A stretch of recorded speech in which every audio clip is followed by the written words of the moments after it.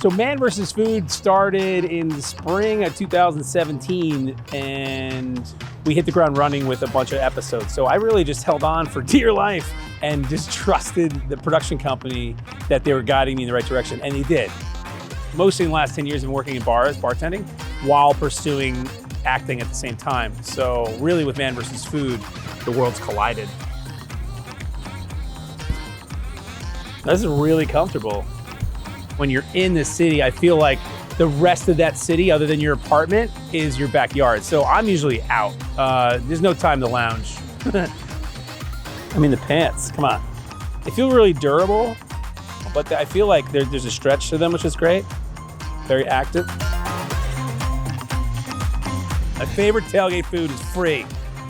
In this order: burgers and dogs to sausage, right? And then maybe some like skirt steak or hanger steak on the back end. You stay there for when everyone else leaves and you cook one off for a few of your peoples.